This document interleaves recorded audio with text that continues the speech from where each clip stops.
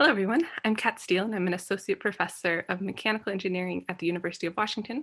I use she, her pronouns, and I am sitting here today on a rare sunny day in Seattle with a purple shirt, and I have shoulder length sandy brown hair. So I was really excited to join this NSF Convergence Accelerator focused on assistive technology and hopefully spark some ideas and join the discussion. I'm also the Associate Director of CREATE, the University of Washington's new Center for Research and Education on Accessible Technology and Experiences. And so today I'll be sharing some of the work and ideas from some of our collaborations here. So first of all, the organizers mentioned sharing some ideas for design. And there were three principles for how do we do design in assistive technology that I wanted to share. First of all, it's engaging. So engage the user and the stakeholders from day one. Iterate, taking the beginner's mindset, having a prototype mindset where you know that the first try and probably the 20th try are not going to be the best solution, but having the humility and grace to be able to iterate and try new things over time. And then finally, integrate. I think we need to integrate a lot of our solutions with mainstream technology, things that are widely available, not only so that they are affordable to increase access, but also so that it hopefully can support the widest portion of people. And I'll give one example of this in this video here. This is one of our co-designers, an individual with incomplete spinal cord injury that we were working with to strengthen his wrist extensors so that he could continue using his wrist-driven orthosis. By extending his wrist, it activates the EMG sensors on his forearm, sense that, and he can control any key on the computer. While we originally gave this to him to play some games and other things, all of a sudden we kept noticing that he was using it really heavily on Thursdays.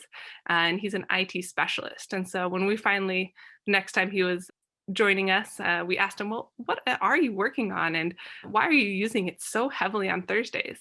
And he had figured out that he could use it to press the shift key. And so not only was he getting that practice that he and his therapist had decided was a goal for them, but also it was supporting his job and making his work accessible. And so I find this is an example of one, engaging a co-designer users from early in the process, iterating, this was not something that we had anticipated in our original use case, and also integrating. This is a very simple platform that can be used on any computer.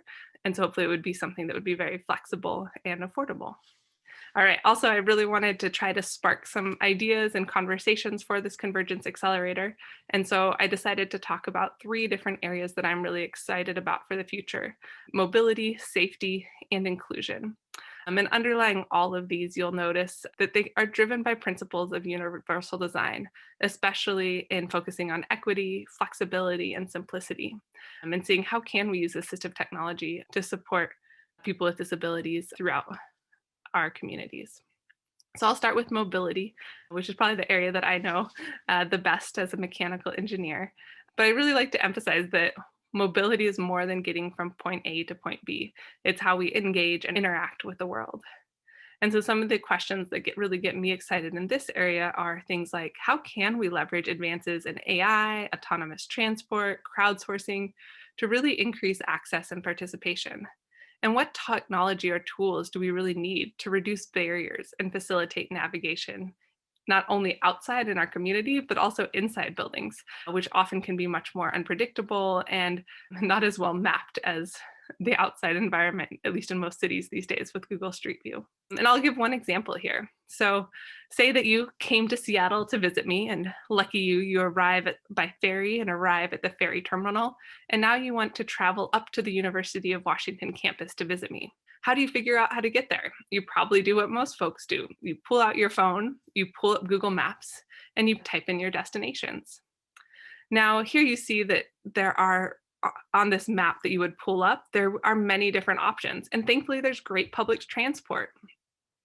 But suddenly you realize that in this 30-minute trip, 20 minutes of it is a walk to the light rail station that happens to go up a hill with a steep 6% grade. Now, to many people, this would be a barrier for coming to visit us at the University of Washington. And so what if instead, when I pulled up my map would have my custom profile, knowing my preferred slopes and different modes of mobility that I may use on different days. And it could alert me to the best route for those preferences.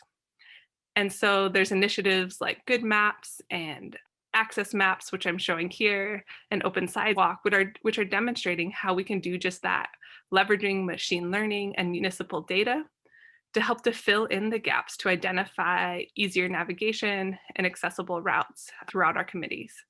As an example, on Access Maps, you can create your own profile or use presets for mobility modes like manual or powered wheelchairs. Now, however, even with tools like this, you can see that the path from the ferry terminal to the light rail station is incredibly circuitous and probably one that would not be the most fun to take in the center of the city, which probably suggests that there's missing curb cuts or other barriers. And so that's also where I get excited by projects like Project Sidewalk, led by John Froelich and the Makeability Lab, where they're saying, what if we can use existing sources like Google Street View to add critical accessibility info to maps that support mobility? While these tools are helping us to reimagine accessibility in our community, this is really just a narrow slice of possibilities. And as I mentioned before, a lot of this is outside and how you get from one building to the next. But when we get inside also, we want to be able to seamlessly identify those barriers and evaluate how can we similarly use wearable technology and crowdsourcing, for example, in order to be able to make seamless navigation for diverse abilities. So then moving on to safety, as a biomechanical engineer, I think a lot about injuries and how we can support health throughout the lifespan. And for people with disabilities, this is especially a concern. Not only are people with disabilities less likely to be employed in the workforce, but unfortunately, they're also more likely to be injured while on the job. And if you look at the history and the current standards, this makes a lot of sense. If we ask the question, well, what bodies are and interactions are considered in developing those standards, whether we're talking about, for example, here I'm showing from the Occupational Safety and Health Administration, there's the NIOSH lifting equation or the rapid entire body assessment that give a lot of our guidelines, for example, for manual materials handling, things like lifting, moving, carrying, pushing, pulling. And many of those tasks are designed with a very narrow slice of human ability. And so whether you're aging in the workforce or you have a disability, some of the current standards could potentially put you at a greater risk of injury or not be able to participate fully in your position.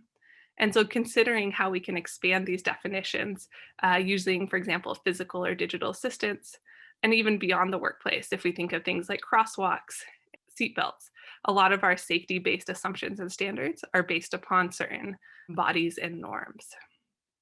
One of the exciting areas that I find in this realm is what I term bespoke interactions, or how can we customize those interactions and interfaces that we use every day. Advances in things like 3D printing, physical computing are giving really flexible and affordable often options for improving our interactions with the world. We can use these technology to increase physical and digital assistance to meet each user's needs and abilities.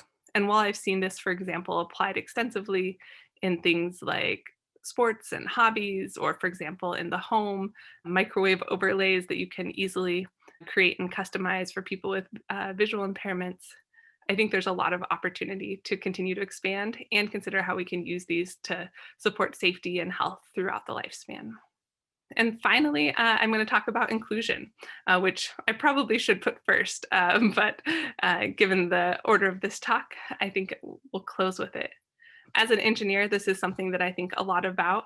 If we just zoom in on engineering, we know that people with disabilities represent an important underrepresented group. I know statistics on people with disabilities are tough, but if we look from the 2015 National Center for Science and Engineering statistics, we know that less than 10% of engineering undergrads identify as a person with a disability. And once we get to employed engineers in the workforce, it's just over 5%, and engineering doctorate recipients are under 5%. And so to increase access and participation and to create products and experiences and environments that are more inclusive, I would love to see these numbers all, of course, get pushed up And you could say this across pretty much any field. As part of this, here at the University of Washington, we have programs like Do It and Access Computing, and I help run AccessEngineering. And I know that many of you have been participants and great contributors to these programs. For AccessEngineering, our goal is to support and encourage people with disabilities to pursue careers in engineering and to train all engineers in universal design and accessibility.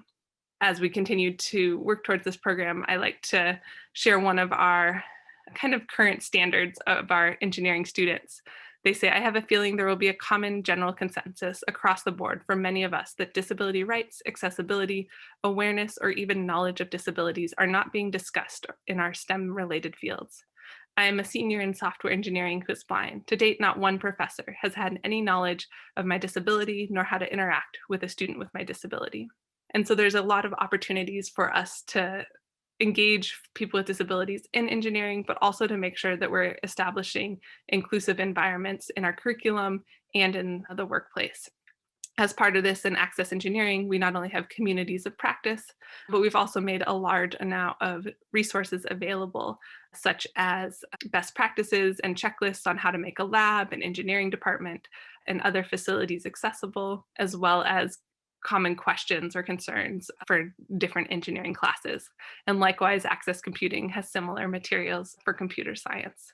But like I said, this is just one small example. And I think one of the biggest opportunities is figuring out how can we increase inclusion of people with disabilities in engineering and STEM fields in general, because then that will create a feedback loop to not only enhancing and increasing access in topics like safety and mobility that I discussed today, but of course, along many other topics as well. And so I see a lot of exciting opportunities on the horizon that hopefully will align with this NSF Convergence Accelerator.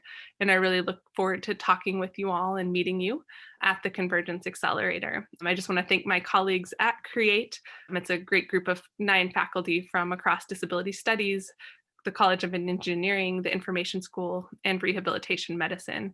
And I've also posted some resources here specifically that I find very useful for engineers in this area. So thanks again, and I look forward to talking to you. Bye.